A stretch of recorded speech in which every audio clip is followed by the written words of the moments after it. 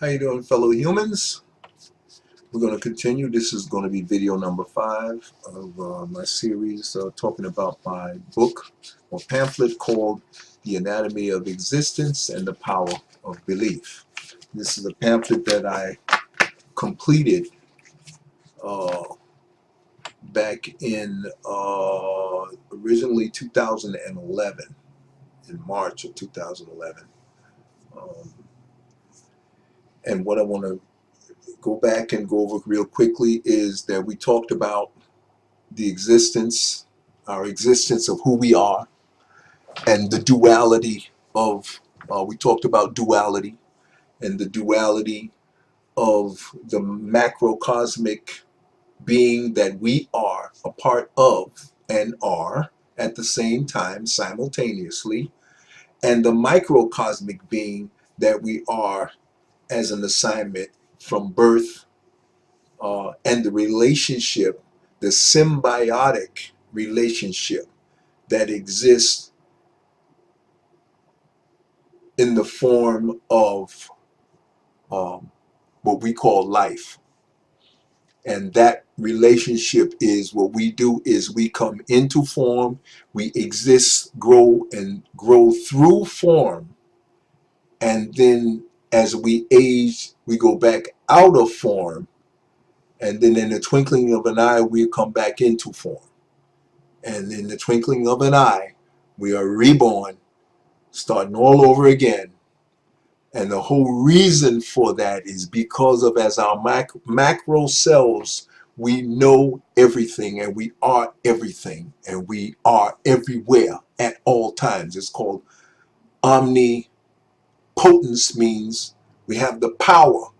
We are the ultimate power to create and manifest. And that just is a fact.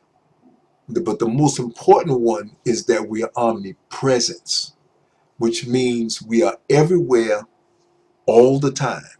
So therefore there's nowhere to go. As a macro self, there is no feeling, there is no mind, there is no thinking, there is none of that. All of those things exist as ourselves, as micro expressions that we are born into. And that's what we are. When you were born, you are that micro expression of God, the universal spirit.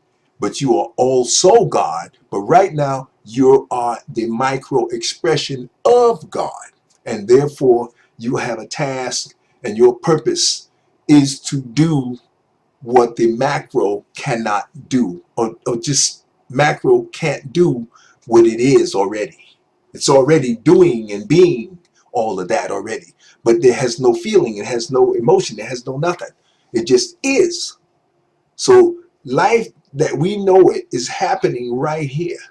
All of the feelings, the emotions, the mistakes, the pain and the happiness and the joy and the tears and the laughter, and everything is happening and felt here. And so you don't get too hung up on God, but know that you are God. We are God. We cannot ever be separated from that macro being that we are. Okay?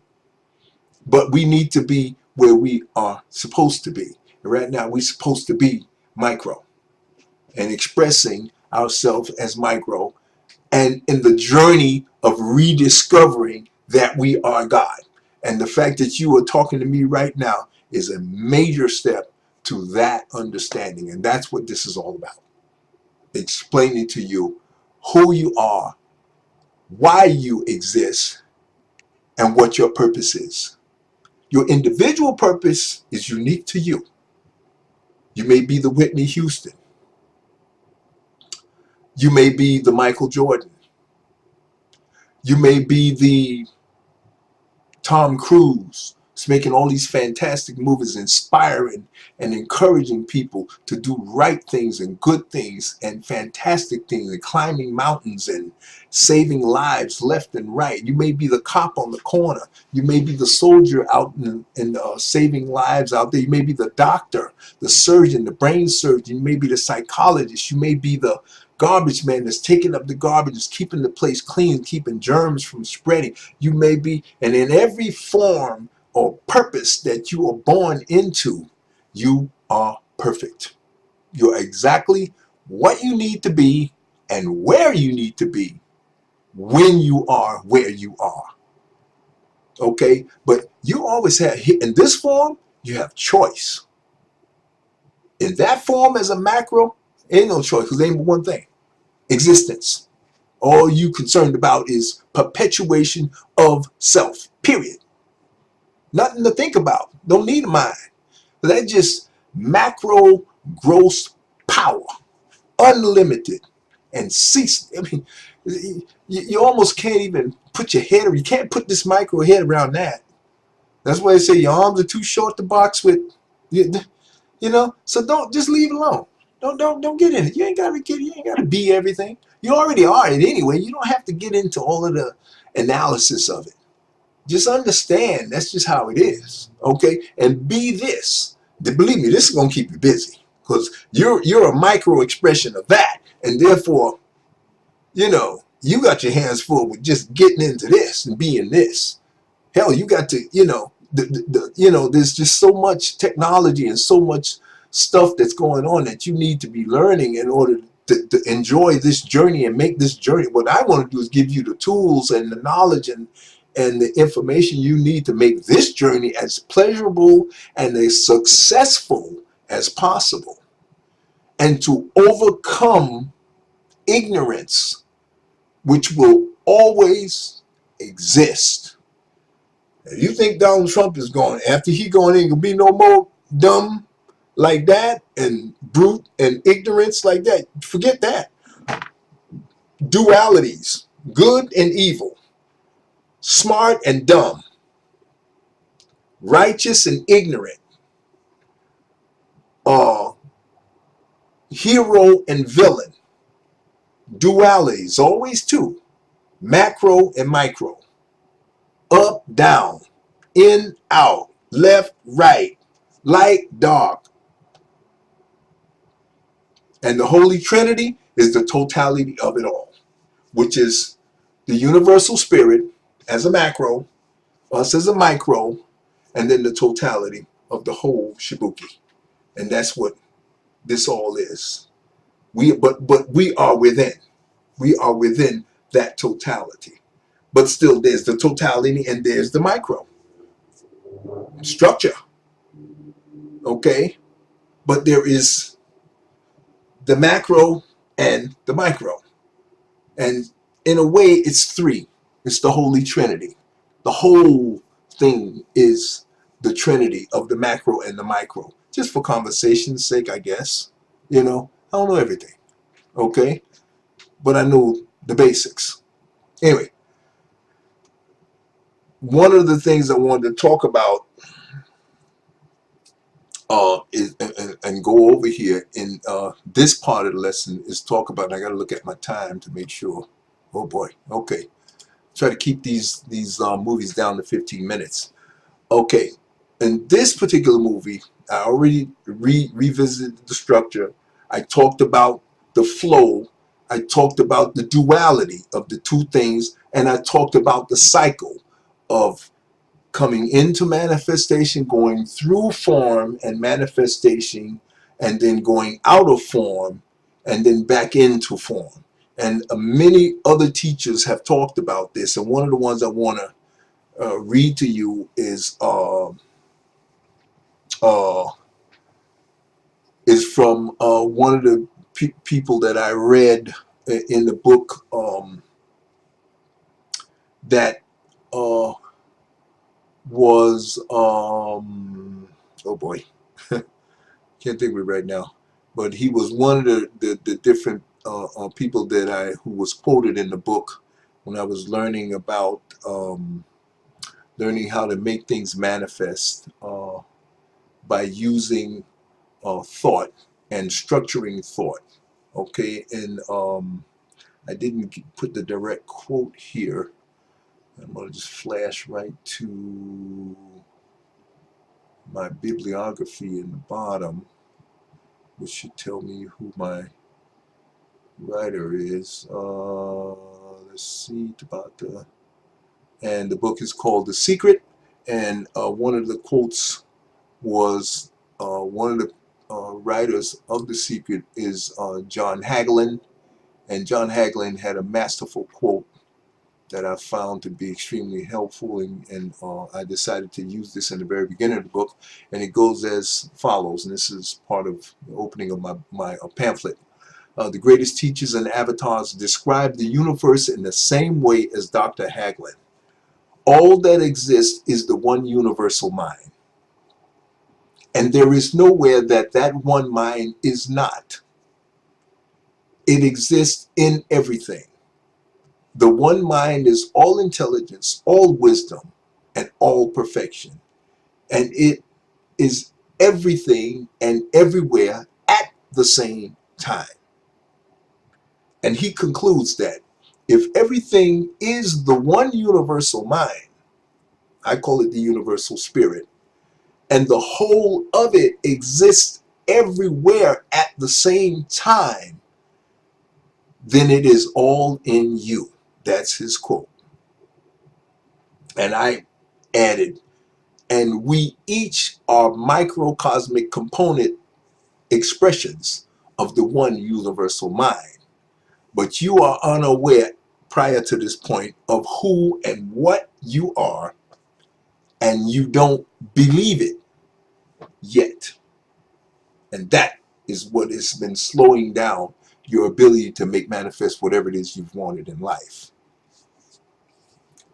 And so I conclude that undoubtedly the greatest skill of all time is the power to choose and control your thoughts.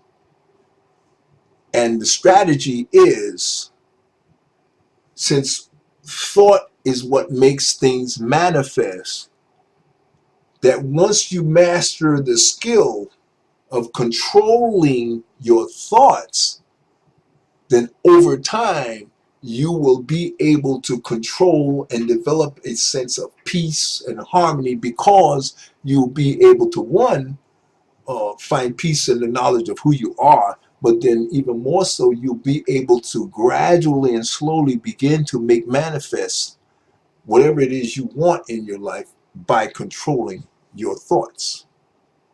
And everyone has equal access to this skill, okay, to an infinite source of power to control the world, your world, okay? It goes on to say, and I go on to say, that if you consciously choose how long and what you think about, then your thinking critically, constructively, and decisively will help you to be able to gradually make manifest whatever it is you want. Because everything that exists is the result of thought. And all the thinking is happening right here in you. Okay? And you already got what you need. The only difference is you just don't know how to use what you got. And when I was training in spiritual culture, I'm almost out of time. We called ourselves magicians. And it's just a symbolic term that we use to just to sum up what it is you want to become. In the past, some people have called it warlocks and witches and all this other stuff and things they brew together. Some of it is chemical knowledge of alchemy and chemistry to make things happen. But for the most part, it's still thoughts. It's just all thought. But, don't be spooked by voodoo and vodong and all these different terms that they use to get people to get their mind, get into a mindset that gets them to do what it is they need to do in order to survive or make manifest what they need to manifest in order to survive and move on to the next level. Okay? So the goal is to learn to control what you're thinking, and use the growing control that you're going to gain over your lifetime to make manifest whatever it is you want to manifest in this life. So what you're thinking and feeling right now, more importantly, what you have been thinking and feeling today, as ultimately what you believe is going to be the key thing. Thinking is one thing, but thinking in a way that you have developed a source or a sense of belief in what you've been thinking and what it's going to make manifest. It's the belief, and that's why the title of my book is The Power of Thought and Belief, because belief is the thing. Once you convince yourself and you convince your spirit, your micro spirit, to believe what it is you've been thinking, that is the material that the macro subconscious mind uses to make things manifest. I'm gonna have to go back and I forgot to mention this aspect of the macro mind. Is the macro mind doesn't have thought. It is just a machine that creates stuff, and the way it knows what to create is based on what thoughts we have as micro beings, because the macro does not think, only the micro thinks.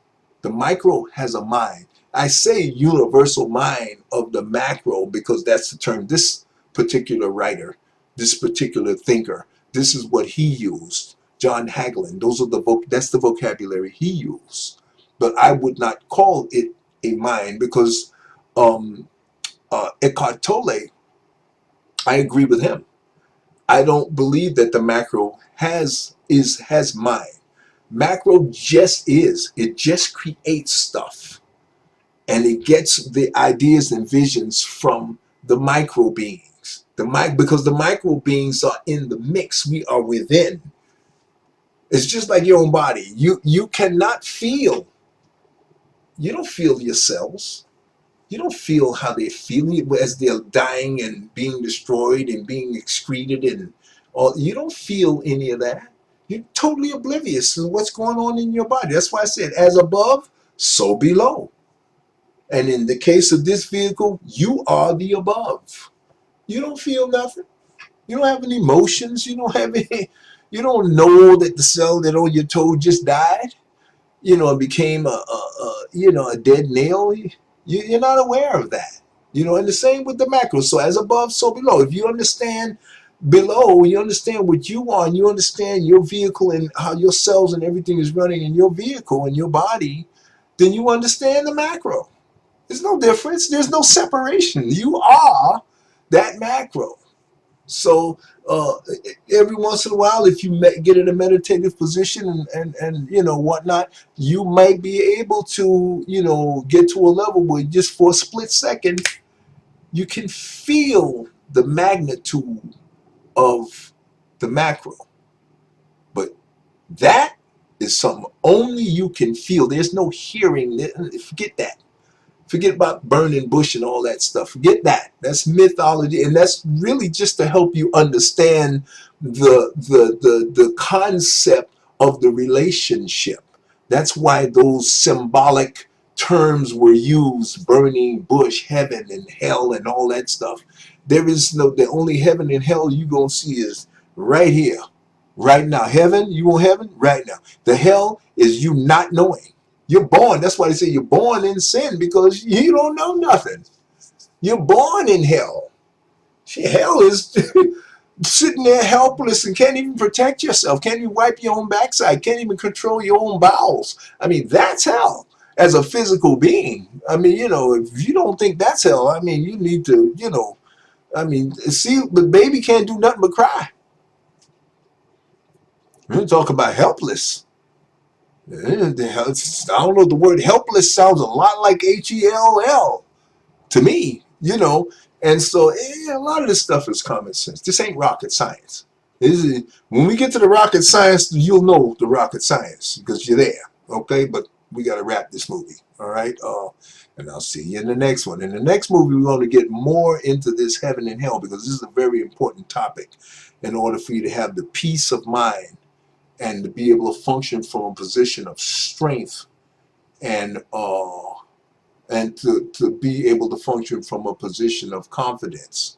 Okay, so that you move through this planet without being scared and ookie bookie and all that other nonsense that comes from some of these religions. They just want to keep you as a perpetual a mind slave, to they can just use you as a consumer to process money and support and all that other nonsense that ain't got nothing to do with the time of day. But don't get me wrong, I don't knock religions, and I'm not knocking, I'm putting down the church, because it's a phenomenal networking source, but it's not for everybody. It's not for me.